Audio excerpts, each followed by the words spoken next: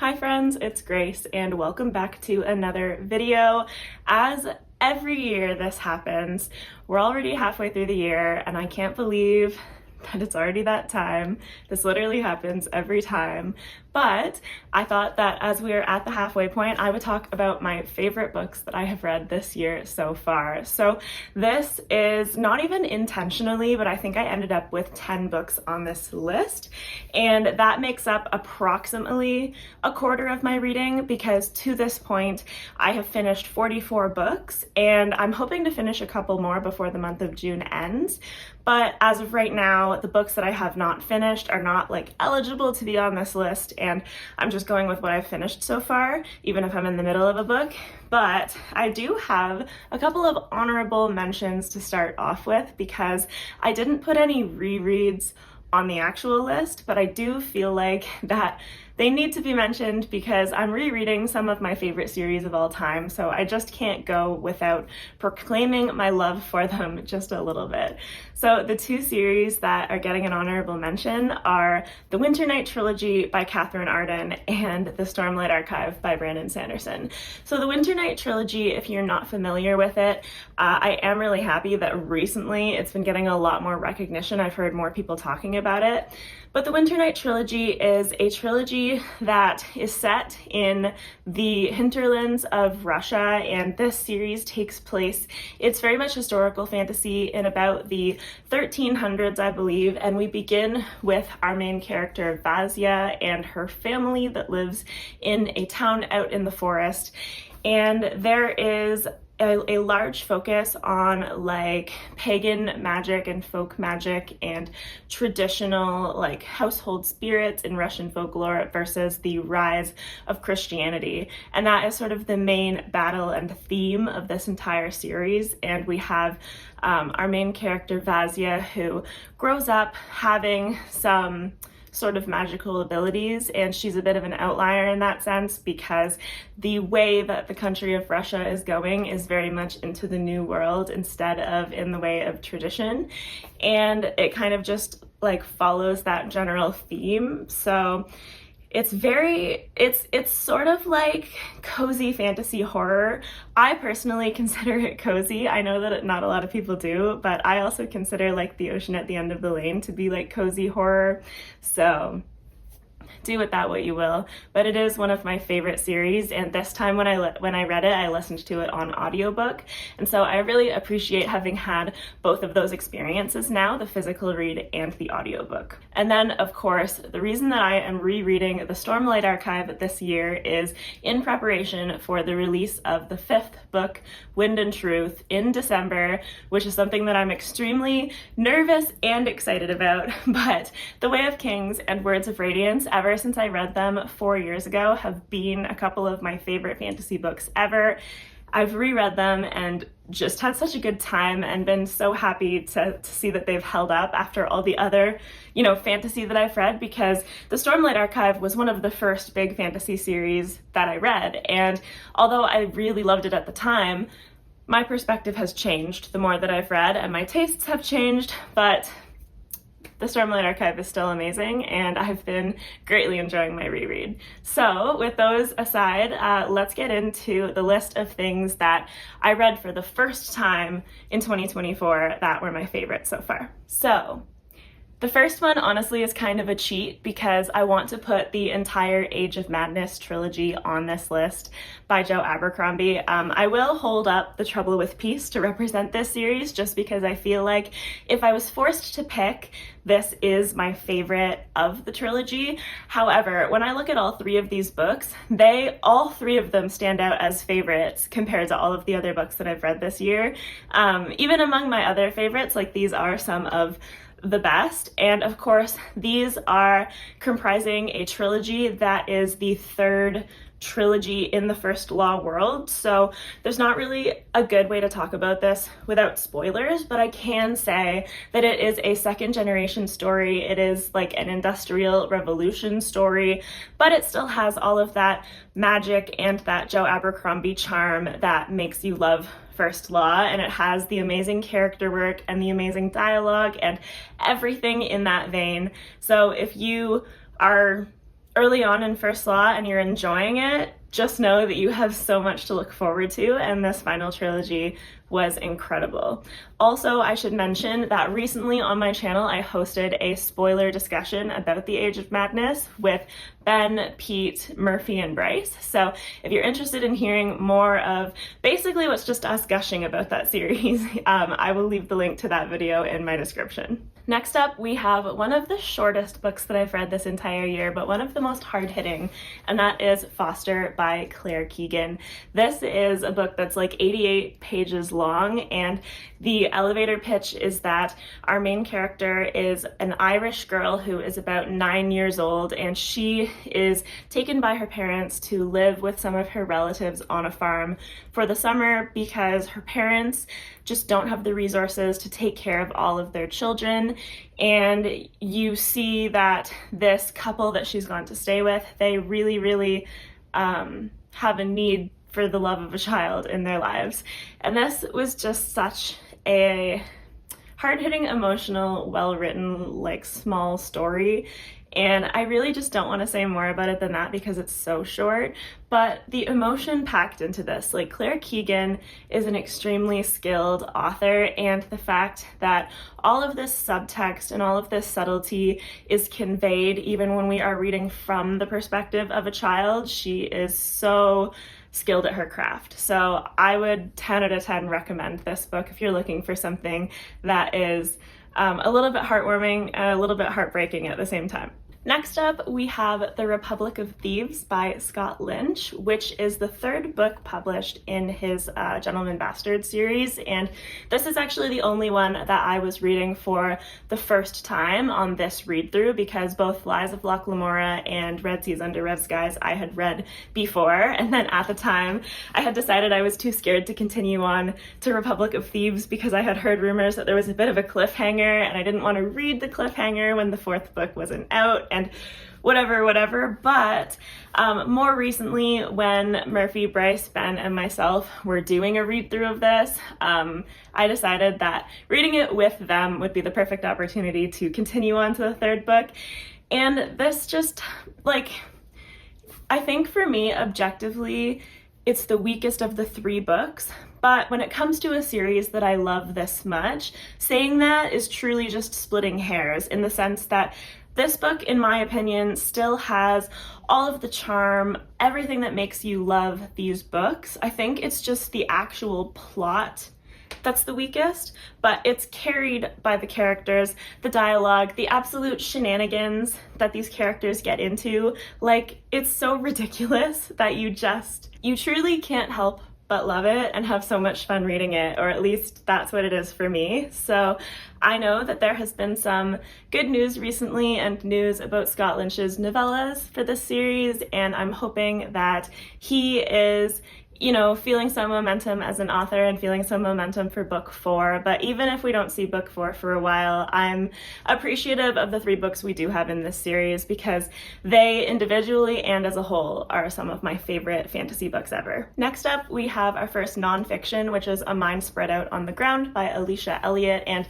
this is a collection of essays written by this author that are like personal in nature and do definitely make commentary on the world, but are very intensely personal and have to do with the author's lived experiences. And I found them to be extremely well written, well balanced, and hard hitting. And I just thought there were a couple in here that I think were a little bit long and lost the overall theme of the collection a little bit. But overall, I think that the stories that she chose to tell and the way that she chose to tell them was very emotional and very raw, like definitely a look into someone's life that they're allowing you to have that was just so intensely personal, but written in a way that the stories flow, but they are all kind of part of the same overriding theme. And it was just a collection that was so well put together.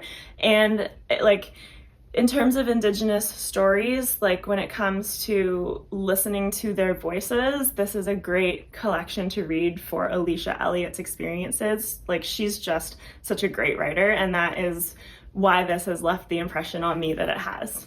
My next favorite read was Guns of the Dawn by Adrian Tchaikovsky, which is a fantasy standalone that is flintlock fantasy, which I now have remembered the name for, because when I first reviewed this, for the life of me, I couldn't remember what the gunpowder fantasy was called. But Guns of the Dawn deals with two countries that are at war with one another, and the war for our main character's side is not going overly well. So our main character, Emily Marshwick, is a gentlewoman, and her family are, living in their country throughout the initiation of this war, and at first things are going sort of normally, but then eventually the military is sort of depleted of bodies. They need to conscript men. They eventually move on to conscripting younger boys and older men.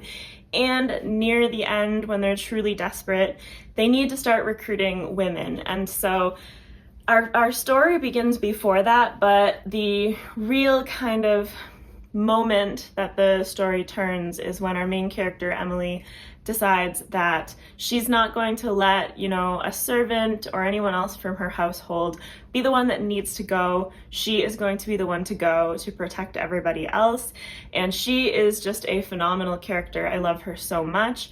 And the depictions of war in this book, and the depictions of the relationships that get built, and just our headstrong but empathetic and kind and just strong character Emily, she leads the book so well, and this was just so compelling all the way through, and I really loved this. And so this definitely makes me want to pick up more books by Adrian Tchaikovsky, and I have in fact bought more books by this author because this was the standalone that I purposely wanted to start with to see what I thought of him. And not only was his actual writing very strong in my opinion, but the characterization was very strong, the plot was strong, pretty much every element that went into this book just really worked for me. So I'm really glad to have loved this, and I'm really eager to read more from him. Next up, we have Our Wives Under the Sea by Julia Armfield, and this is sort of like a literary fiction, soft horror, unsettling, surrealist novel. In our main character, Miri, and her wife Leah are the focus of this novel, but our main character Miri is basically waiting for her wife to come back. Her wife Leah works in the sea and on submarines, and she and a few other people were part of an exploration to a deep sea location, and their craft was supposedly lost, and it was lost for about 6 months, and for a long time Miri didn't even know if Leah was coming back, but now she has her wife back. But the question is, does she really? Because it seems very much like her wife Leah is changed in some subtle ways that are hard for her to pin down, but she can tell that Leah is wrong and is not the same as when she left. And so we also get a dual timeline and perspective here of Miri and Leah after Leah has come home, and we also get a perspective of Leah and her shipmates on the exploration tour, or whatever you want to call it, and what was happening to them down there. And this is more of a slow build, quiet, it's not really like an explosive thriller horror, it's much more like psychological suspense, but I loved it. Like, I can't wait to read more from Julia Armfield now, because I literally just loved her writing. I loved the feeling that this gave me, and it's a pretty short book too, and I was just like devouring it. I'm pretty sure I read it in 2 days, or maybe it was 3 days. And I loved it so much. Like, if that kind of slower, quieter thriller horror type book sounds good to you, then you should 100% read this, because it fits perfectly and it was so good. Next up, we have Spells for Forgetting by Adrienne Young, and this is a book about our main characters, Emery and August, and they both grew up on this very small island with this town that very much gives like autumnal witchy vibes, very much like, I think it gives like Pacific Northwest, like very forested, but very quiet and isolated. And our main characters, so August has not lived on this island for quite a while because Emery and August were high school sweethearts, and at the end of high school, on the day of their graduation, there was a murder of one of their classmates, and August was accused of murdering this girl.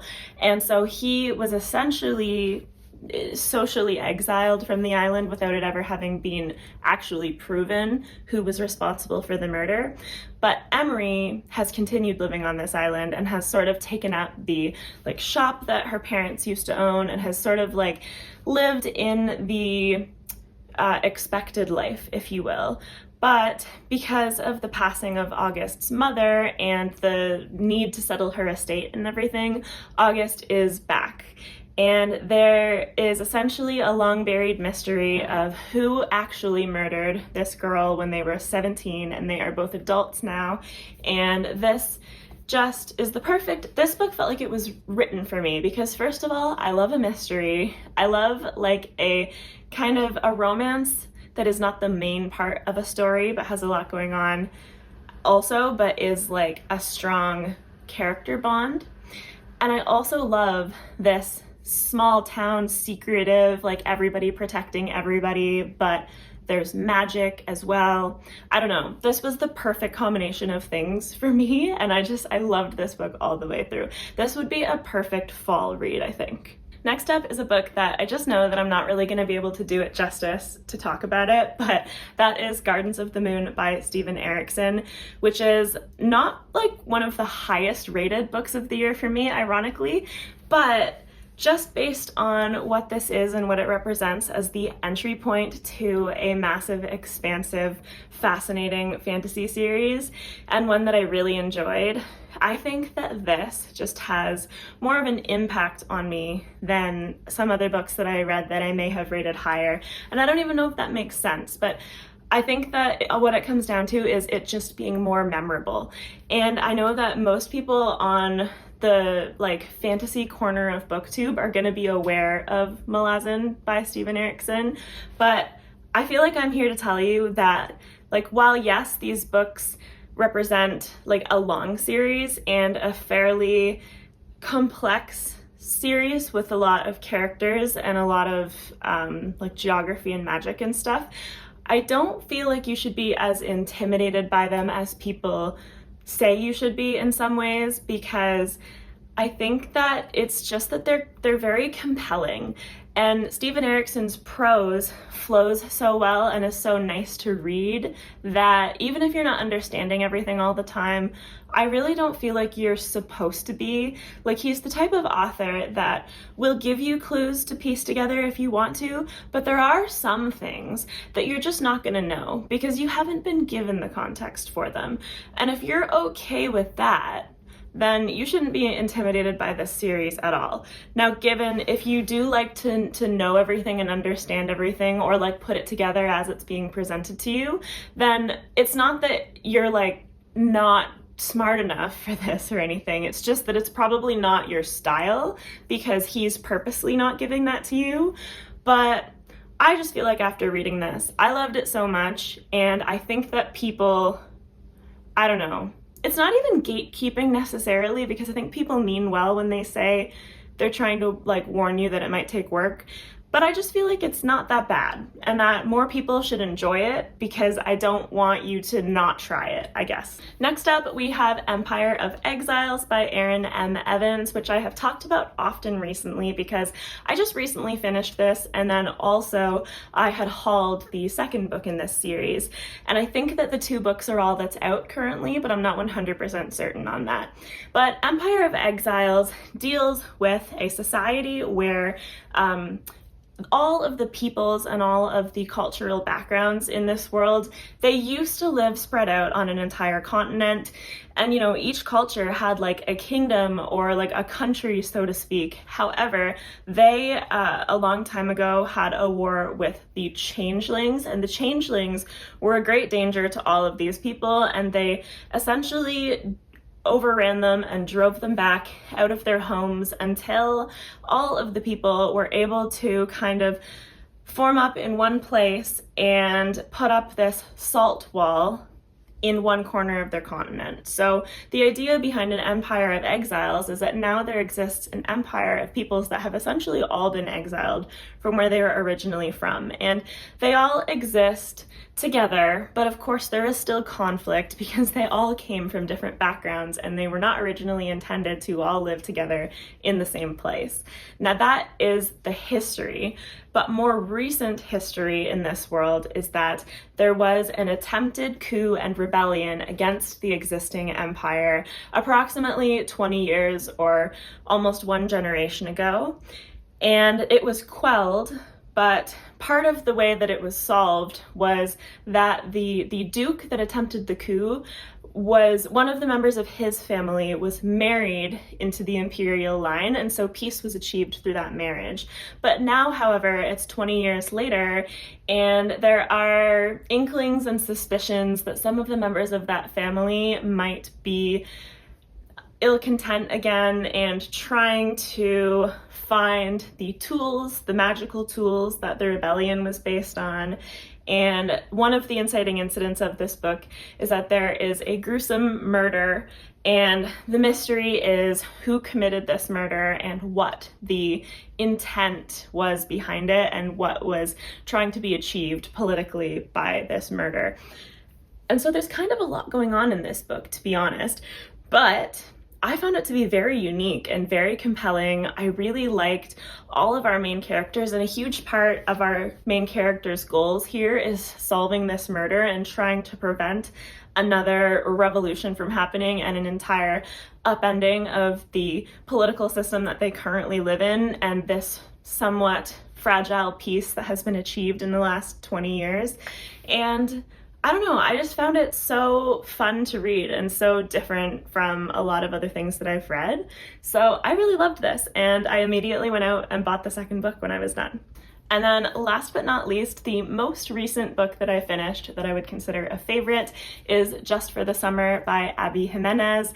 And this book follows our main characters, Justin and Emma, who are both cursed with the fact that every time they date someone, whenever they break up, that person that they just dated goes on to find their soulmate as the next person that they date. So Justin and Emma decide that the solution to this problem is that if they date each other and then break up, their curses will cancel each other out and each of them will finally find their soulmates. Now, this is a romance book, so you can probably see where this was going, and I loved this setup and concept. I loved both Justin and Emma as characters, but what really puts this over the top for me is, well, the writing and the chemistry were both fantastic, but the combination of the relationship between Justin and Emma and the things that each of them respectively had going on in their personal lives were what really made me connect with it and made me love it. And I love this for Abby Jimenez, and Emily Henry has this in a lot of her books too, where the way for me to truly connect and care about your characters is for them to have something else going on aside from the romance. That is like the hallmark of my favorite romance books, and I know that not everybody probably feels that way, but for me, it's just that it's way easier to root for them together when you know them by themselves and you know that they are developing and they are growing and you can see them even growing together. And another thing that I really love is when characters have things going on, but each other as a relationship is sort of like a safe space for each of them. So I absolutely loved this. I cried reading this, and I actually finished this book on one of my breaks at work, and I can just tell you that if I wasn't at work, I would have been crying like a baby, but as it was, I had to stop like every couple minutes while I was reading so that I could blink back tears and make sure that I wasn't gonna cry at work. But this was just phenomenal. I loved it so much, and I really can't wait to read more of Abby Jimenez's romance books. So with that, that is it for my favorite books of 2024 so far. These are all books that I've definitely given like above a 4-star, and some of them I feel like I should go back and revise my rating if it wasn't a 5. But once I have a little bit of distance from a book, sometimes what's cemented on my favorites list is how memorable it ends up becoming, and all of these books made an impression on me. So let me know down in the comments if you've read any of these, what you think of them, if you've also loved them, that would be awesome. And yeah, that will be it for this video. So thank you so much for watching. Please like and subscribe if you would like to see more content from me. As always, I will have my socials linked in the description if you're interested in any of that stuff. And I hope you have a fantastic rest of your day. Bye!